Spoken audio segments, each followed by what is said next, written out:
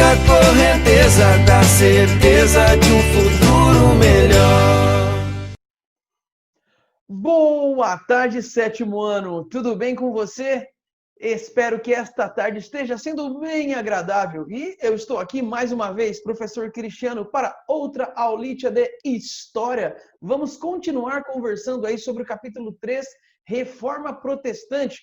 Nós estamos conhecendo um pouco mais sobre esses assuntos tão importantes ligados à nossa religiosidade. E eu vou ressaltar em todas as aulas. Eu quero chegar ao final deste capítulo destacando a questão do respeito, a questão da individualidade, a questão de olhar para o outro e respeitar a sua crença. Você pode discordar, não precisa concordar com tudo, claro que não, mas é importante que haja respeito com aqueles que pensam diferente de você, com aqueles que têm uma crença diferente da sua. É importante olhar para o outro e respeitar a sua crença. E nós estamos exatamente por isso conhecendo um pouquinho mais sobre este movimento chamado Reforma Protestante, onde temos o início ali deste movimento.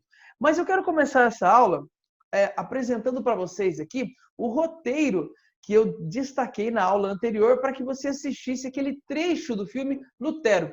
Você se lembra? Eu coloquei ali um trecho do filme Lutero, uma versão editada, é uma edição do filme, o filme é mais longo, o filme é mais extenso. Por quê? A reforma protestante começa de forma oficial dentro daquela região ali conhecida como Sacro Império Romano Germânico e começa com a figura do Martinho Lutero. Então o filme ilustra um pouco a sua vida, conta para nós um pouquinho de alguns pontos importantes da vida do Martinho Lutero. E eu quero então destacar com vocês aqui alguns elementos dessa vida do Lutero. Vamos lá então, olha só. Número 1. No início do filme, qual é a relação de Lutero com a religião? Você percebeu ali, logo no princípio, no início, nos primeiros momentos do filme, o Lutero tem uma relação bastante conturbada com a religiosidade. Por quê? Naquele momento, você deve ter notado que, por exemplo, a missa era rezada de costas para as pessoas. A missa era rezada em latim. Lembre-se que o grande objetivo das celebrações religiosas nesse momento não é transmitir conhecimento ou aquecer a fé das pessoas, nada disso. É muito mais uma celebração mesmo para manter alguns ritos ali, porque Deus está distante, a igreja entendia dessa maneira, e era a igreja que fazia a intercessão. Só que você sabe, o mundo mudou, o mundo se transformou, as pessoas estão agora vendo Deus muito mais próximo e tal, e Lutero é um homem que atravessa essa crise. Ele não está satisfeito com aquele tipo de religiosidade. E ele tem ali algumas dúvidas, inclusive no que se refere a Deus.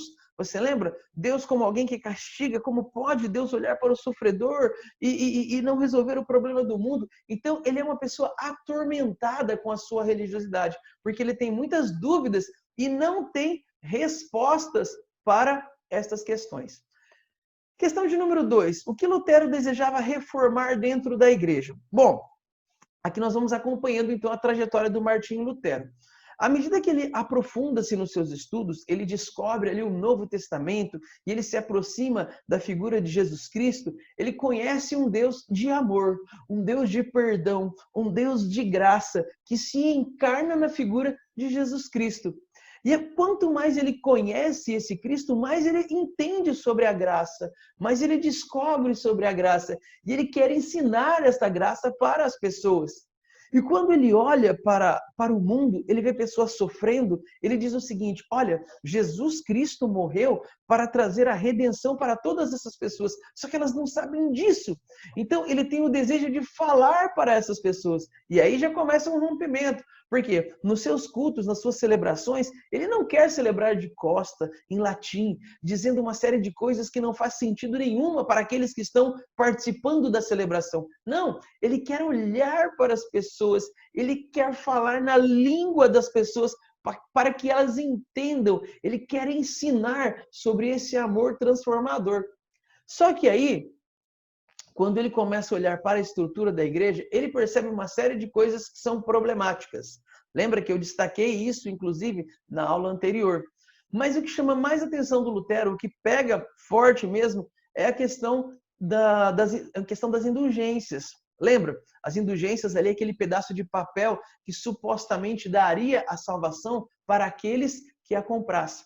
Você deve ter notado no filme, no vídeo que você assistiu, que a igreja chega em Wittenberg, a igreja católica, e monta um verdadeiro circo para a venda de indulgências, com o objetivo de arrecadar dinheiro, gaguejei aqui, com o objetivo de arrecadar dinheiro para a construção da igreja de São Pedro. E Lutero se revolta contra isso, e é neste momento, então, que ele vai pregar ali na porta da igreja de Wittenberg as suas 95 teses. Então, o que Lutero desejava reformar? Ele desejava acabar com essa questão da salvação por meio de compra, de aquisição. Ele desejava voltar-se mais para as questões espirituais e menos para as questões materiais. Ele desejava voltar ao princípio, e isso acaba não acontecendo. Questão de número 3. Que fatores você acha que levaram os príncipes a apoiar Lutero contra a Igreja Católica? Bom, aqui nós não podemos negligenciar também as transformações sociais que ocorreram no mundo desde o final da Idade Média. Estamos vivendo agora aquilo que chamamos, ou que os próprios homens daquela época chamaram de período moderno. E este homem moderno, este homem burguês, este homem que participa do comércio, ele não está muito satisfeito também com a religiosidade que é oferecida pela Igreja Católica. Uma religiosidade que condena, inclusive, o lucro, que é a fonte da riqueza da nobreza, da burguesia. E essa nobreza, especialmente, além de também questionar essa questão do lucro, também não se contenta muito com essa amplitude de poder que a igreja exerce dentro do seu território. Então, você percebe aqui uma possibilidade agora de limitar o poder da igreja. E é claro, galera, não podemos também deixar as coisas só na esfera material. Então quer dizer que esses nobres, eles eram puramente interesseiros e tal? Claro que não. O ser humano é muito mais complexo do que isso. Essas pessoas são pessoas como eu e você. Nós não pensamos só em coisas materiais, nós pensamos em outros elementos também. Nós vivemos a nossa espiritualidade com verdade, não é isso? E o que essas pessoas estão buscando é exatamente isso, um relacionamento com Deus de forma verdadeira. E passa por isso também. Eles acreditavam naquilo que Lutero estava falando, aceitam essa questão da salvação não como algo que é comprado, e o conjunto, então, dessas questões sociais e mais essas transformações de mentalidade é o que faz com que esses príncipes, então, apoiem a atitude do Martinho Lutero contra a Igreja Católica. Legal? Bom, então, dessa forma a gente faz esse panorama aí. Você percebeu que o filme ilustra alguns elementos que eu destaquei na aula passada, na aula sobre o Lutero. Por exemplo, 1521, ali a questão do julgamento do Lutero. O Lutero escrevendo, traduzindo a Bíblia para o alemão durante aquele período que ele ficou ali guardadinho pelo Frederico da Saxônia. As revoltas camponesas que ocorrem neste momento, sem o apoio do Martinho Lutero. E, finalmente, em 1555, a Paz de Augsburgo, que permite ali que o protestantismo ele seja vivido dentro do Sacro Império Romano Germânico. Legal? Além de passar esse roteiro aqui, na aula anterior, eu pedi que vocês fizessem também algumas questões e nós vamos corrigi-las agora. Vamos lá, então? Olha só, eu quero começar, então, lendo algumas das teses propostas pelo Martinho Lutero, dentre aquelas 95 que eu tinha dito para vocês. Vamos para a primeira. Olha só, Lutero é autor das chamadas 95 teses, conjunto de críticas e irregularidades realizadas por membros da Igreja Católica.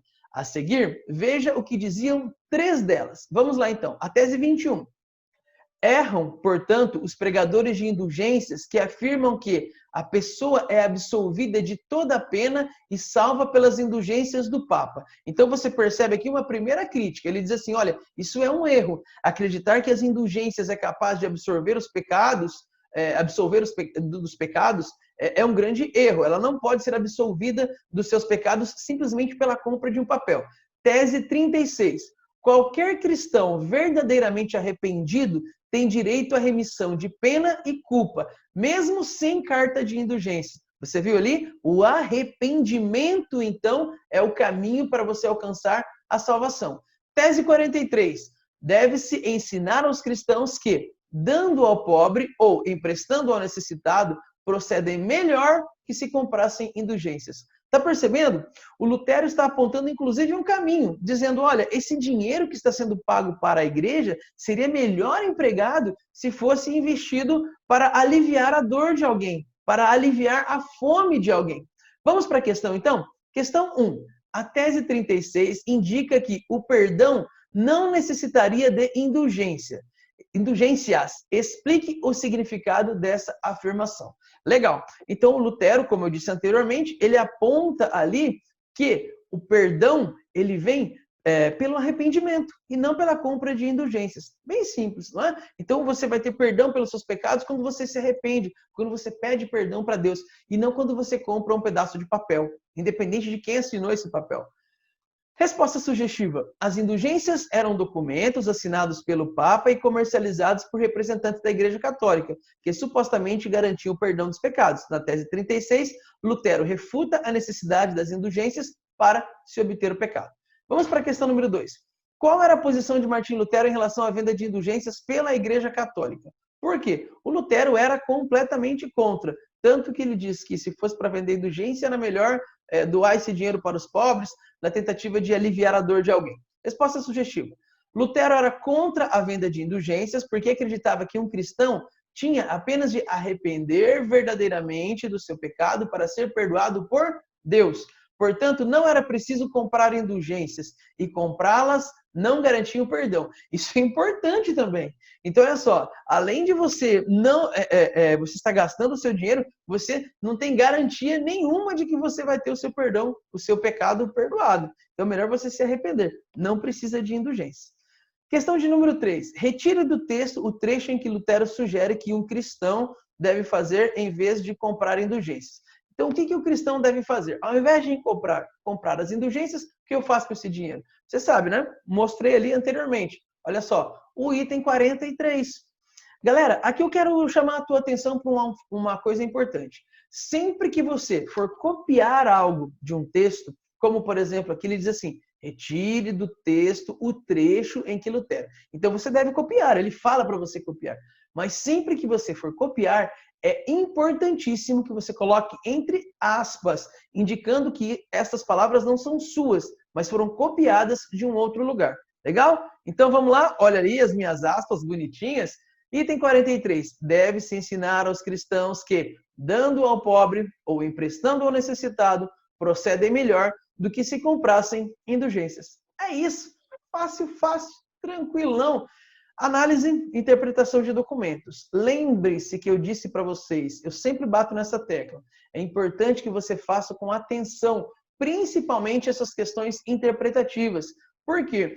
Você só vai treinar a sua interpretação de texto lendo. Você só vai treinar a sua interpretação de textos fazendo estes exercícios e fazendo com atenção, não é fazendo de qualquer jeito. Então lembra, galerinha, você está assim sendo responsável pela sua formação. Quando você se dedica, quando você faz bem feito, quem está se beneficiando é você mesmo. Agora, quando você faz de qualquer jeito, espera só a correção para copiar aqui aquilo que o professor colocou na tela, bom, então você está se enganando. Você vai ser prejudicado lá na frente. E às vezes isso aí vai aparecer numa prova e muitas vezes aparece lá na vida. Então, olha só, é importantíssimo que você faça com dedicação cada uma dessas atividades propostas. Beleza? Vamos falar então sobre o conteúdo de hoje? Olha só, eu quero apresentar aqui para vocês um mapa da difusão dessas ideias protestantes, então, pela Europa. Então, você viu ali que a partir do início do século XVI, 1517, nós vamos caminhando lá em 19, 21, chegamos então em 1555 com a paz de Augsburgo, e a igreja luterana agora nasceu dentro do Sacro Império Romano Germânico. E qual é o cenário religioso da Europa neste momento? Pós-reforma protestante, começando no Sacro Império Romano Germânico. Eu sempre pego aqui porque eu vou falar na Alemanha. Não, mas a Alemanha não existe ainda. Então, olha só, esse mapa ilustra algumas coisas para nós. Veja bem, quando eu olho para esse mapa, eu percebo que essa parte vermelha escura aqui, nós temos a existência de outras religiões. Por exemplo, nessa parte da Europa, que pega a Grécia aqui, nós temos muito forte a Igreja Católica Ortodoxa. Lembra? Aquela que vem lá daquele cisma que ocorreu no início, em meados do século XI, ali onde você tem os patriarcas e tal. Aqui no norte da África, você tem o islamismo, certo? Então, são outras religiões. Essa partezinha aqui, ó, laranja clarinho, é onde você tem, neste momento, um domínio católico. Percebe aqui, ó, está aqui na nossa legenda. Vamos analisando. Ó, século XVI e século XVII. Então, domínio católico. E aí nós temos, então, as áreas que são pintadinhas. Zona de domínio luterano. Olha só, a parte aqui do Sacro Império Romano-Germânico, que vai se transformar futuramente na Alemanha, inclusive a região da Escandinávia, que também, ó, toda essa região você percebe que tem uma propagação do luteranismo. Mas hoje, nós vamos analisar uma outra corrente também que ocorre dentro desse contexto das reformas protestantes. Se você olhar aqui, ó, essas partes vermelhinhas, ó, aqui na Suíça, e inclusive a imagem que ilustra a nossa aula de hoje é exatamente a Suíça, para que você não se esqueça do local onde começa o calvinismo, tá? Então, olha só, essa área vermelhinha onde você tem um domínio aí calvinista, e depois você tem essa área aqui um marrom meio marrom, uma cor de essa cor aqui, que é de domínio anglicano. Então, sobre a igreja anglicana que surge na Inglaterra, nós vamos conversar na próxima aula, tá? Mas hoje eu quero falar para vocês sobre a igreja calvinista que surge aqui dentro da Suíça, nessa região. Vamos lá, então, conhecer um pouquinho mais sobre o calvinismo? Olha só, galera, o calvinismo começa com esse camarada aqui, o João Calvino, que é um teólogo francês. Ele estudou direito, estudou teologia dentro da França e ele se converteu ao protestantismo. Só que à medida que ele começa a propagar essas ideias dentro da França, ele acaba sendo perseguido pela igreja. E ele vai ter que fugir de lá. Ele vai ter que fugir porque ele vai ser condenado por heresia. E ele vai ser acusado de heresia. E ele acaba tendo que sair da França. Em 1534, então, ele chega na Suíça, esse país que tem os Alpes ali, aquela imagem bonita, né? Ele chega na Suíça. E ali na Suíça, basicamente, eu preciso que você entenda uma coisa. A Suíça, neste momento, não é um país unificado, mas ela tem uma forma de organização um tanto quanto diferente ali, com regiões independentes, assim como o Sacro Império Romano-Germânico. A diferença é que a Suíça é bem menor. Então, algumas cidades elas são independentes, essas cidades às vezes são dominadas por outros nobres, como por exemplo, a cidade de Genebra, na Suíça, era dominada por um nobre lá da Península Itálica. Mas essas cidades elas tinham uma burguesia muito forte. Eram cidades comerciais neste momento, então você imagina ali, olha, estou falando de uma cidade que tem burgueses que lucram e que estão tendo aquele desentendimento com a Igreja Católica, né? Porque a Igreja Católica condena o lucro. Então, neste cenário de burguesia, as ideias propostas pelo João Calvino, elas acabam prosperando grandemente. Os burgueses aceitam, abraçam as ideias propostas pelo Calvino. E o Calvino, a princípio, aí, então, bebendo do luteranismo, ele acaba fazendo novas propostas. Então, o calvinismo não vai ser exatamente igual ao luteranismo, vai ter alguns pontos diferentes. E eu quero, inclusive, destacar essas principais ideias diferentes aí propostas pelo João Calvino. A primeira delas, destaca isso no seu caderno, agora. Essa talvez seja uma das ideias mais importantes do João Calvino, uma que destaca o calvinismo em relação ao luteranismo, que diferencia aí, é a teoria da predestinação. Destaca isso. O que significa a teoria da predestinação? Ao contrário do Lutero, gente, eu quero que você entenda uma coisa. Por que começam a existir essas divergências? Anteriormente não existiam muitas divergências, porque basicamente a igreja interpretava a Bíblia e não permitia, não dava liberdade para que os teólogos fizessem as suas próprias interpretações. Aqueles que interpretavam eram considerados hereges, se pensassem diferentes da versão oficial. Só que o que acontece agora? Com a Bíblia disponível nas línguas maternas e existindo essa liberdade de interpretação, cada um começa agora a ler a Bíblia e apresentar a sua visão. E quando você começa a conquistar adeptos, então, isso se torna um movimento cada vez mais forte. Esse processo ele vai ser contínuo, ele chega até os nossos dias. Por isso, hoje também, nós temos uma quantidade tão grande de igrejas com interpretações diferentes. Então, começa aí também com a reforma protestante. Ela abre essa porta onde você tem liberdade de buscar, interpretar e apresentar a sua visão da Bíblia.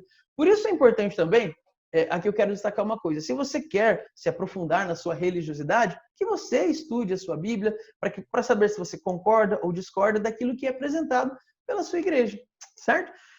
Muito importante que você estude e busque se aprofundar cada vez mais. Mas vamos lá, então. Teoria da predestinação. O que isso significa? Diferente do Lutero, que acreditava que a salvação viria através da graça e quando você se arrependia dos seus pecados, então você se arrepende dos seus pecados, pede perdão a Deus e Deus te perdoa. O Calvino não acreditava nisso. O Calvino acreditava na teoria da predestinação. O que é isso? Ele dizia o seguinte: alguns já nascem predestinados para a salvação e outros já nascem predestinados para a perdição. É cruel isso, né? Você pensar assim, nossa, então quer dizer que eu já nasci predestinado? O Calvino acreditava nisso. E, inclusive, ele dizia o seguinte, olha, Deus, inclusive, mostra para nós, ele dá alguns sinais daqueles que vão ser salvos. E que sinais são esses? Está aqui, olha só, a riqueza.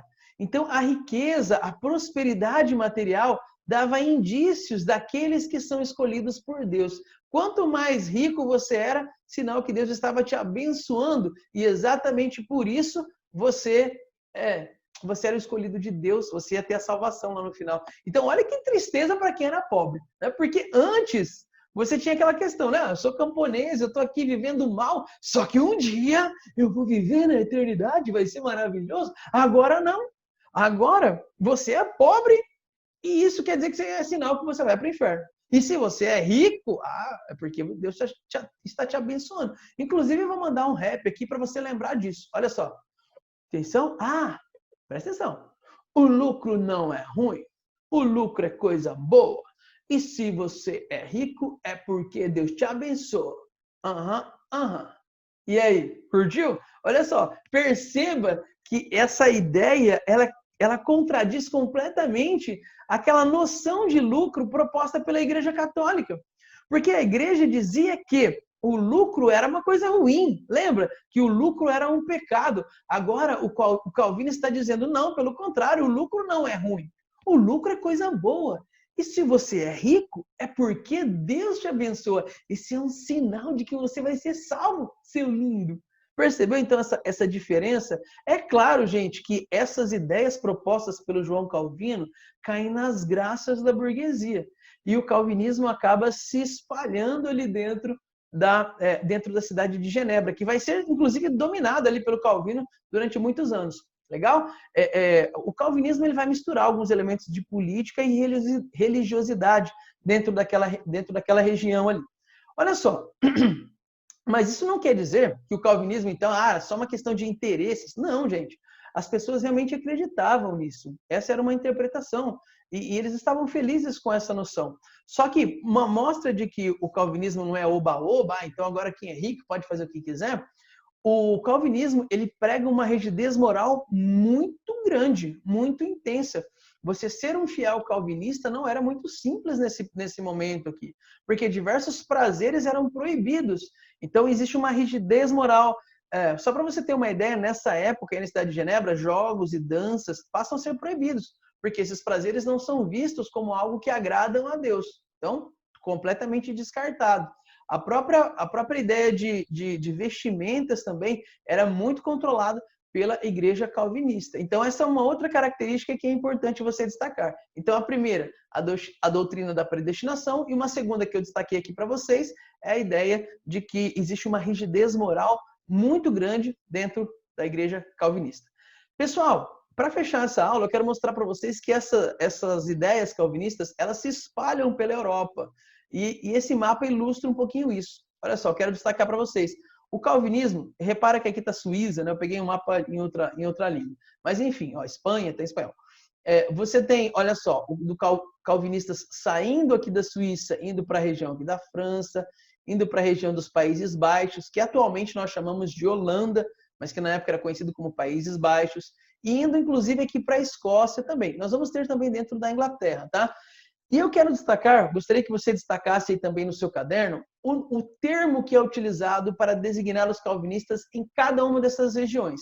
Sabe por quê? Eu acho legal você lembrar desse termo, porque você vai se deparar com esses termos lá na frente, quando formos falar de outros momentos da história da França, da Inglaterra, você vai se deparar com esses termos. Você vai se deparar com o termo puritano, você vai se deparar com o termo huguenote. Então é importante que você destaque já. Olha só, o primeiro que eu destaquei aqui, os reformados. Então, dentro dos Países Baixos, esses calvinistas vão ser conhecidos como reformados. Esse termo não é tão importante, a gente não vai ouvir tanto. Agora, esses dois são. Os calvinistas dentro da França vão ser conhecidos como huguenotes. E os calvinistas dentro do Reino Unido vão ser conhecidos como puritanos. E muitos desses puritanos, inclusive, no futuro, irão para a América, ali fundar algumas das 13 colônias, o início do povoamento dos Estados Unidos. Legal? Lembra que eu disse? Boa parte da nação estadunidense é protestante. Muitos ali são descendentes de calvinistas. Legal? Meus queridos, estamos chegando próximo do final. Mas antes de acabar, eu separei um videozinho para ilustrar tudo isso que eu passei para vocês na aula de hoje. Então, confere aí e na volta a gente encerra a aula. Vai lá! João Calvino nasceu em Noyon, na França, país em que estudou teologia e direito. Aderindo às ideias de reformadores protestantes, como Martim Lutero e o suíço Zwingli, foi considerado herege e perseguido pelas autoridades católicas francesas. Em 1534, fugiu para a Suíça, onde o movimento reformista já se desenvolvia. Em 1536, Calvino publicou sua principal obra, Instituição da Religião Cristã, na qual defendia que o ser humano estava predestinado a merecer o céu ou o inferno. Explicava que algumas pessoas haviam sido eleitas por Deus para serem salvas, enquanto outras seriam condenadas à maldição eterna. De 1541 a 1560, Calvino governou a cidade suíça de Genebra, submetendo seus moradores a um governo que mesclava política e religião. Entre as atitudes condenadas pelo calvinismo estavam o jogo, o culto às imagens de santos, as danças e o uso de roupas luxuosas e joias. Quem descumprisse as normas ou se rebelasse contra a doutrina era duramente punido. Alguns chegaram a ser condenados à morte, como o médico Miguel de Servet, que foi queimado vivo por negar o pecado original. O trabalho intenso e constante, recompensado pela prosperidade econômica, foi interpretado pelos seguidores de Calvino como um sinal da salvação predestinada. Ao pregar o estímulo ao trabalho, a condenação ao desperdício e a legitimidade do lucro, as ideias calvinistas iam ao encontro dos interesses da burguesia.